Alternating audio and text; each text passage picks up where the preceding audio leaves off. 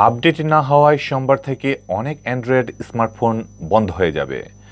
Google বলছে ওই সকল ফোনে জরুরি অ্যাপ যেমন ইউটিউব, ড্রাইভ ও জিমেইলের ব্যবহার করা যাবে না। একই সঙ্গে পুরনো অ্যান্ড্রয়েড ভার্সন সাপোর্ট করবে না।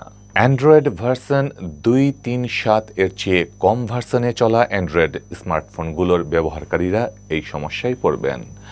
গুগল সার্ভিস ব্যবহার করতে হলে স্মার্টফোনে অন্তত অ্যান্ড্রয়েড ভার্সন 3.0 থাকতে হবে। তবে পুরনো ভার্সনের ব্যবহারকারীরা ব্রাউজারের মাধ্যমে তাদের জিমেইল অ্যাকাউন্ট অ্যাক্সেস করতে পারবেন। গুগল জানিয়েছে অ্যান্ড্রয়েড 2.3.7 অথবা কম ভার্সনের অ্যান্ড্রয়েড ডিভাইসে গুগল অ্যাকাউন্টে লগ ইন করা যাবে না। 27 সেপ্টেম্বর থেকে নতুন নিয়ম কার্যকর হবে। এর মধ্যে রয়েছে Android version 1.0, 1.1, 1.5 cupcake, 1.6 donut, 2.0 eclair, 2.2 froyo ও 2.3 জিঞ্জার ব্রেড। এজন্য ব্যবহারকারীদের ফোন আপগ্রেড করার অনুরোধ জানিয়েছে গুগল।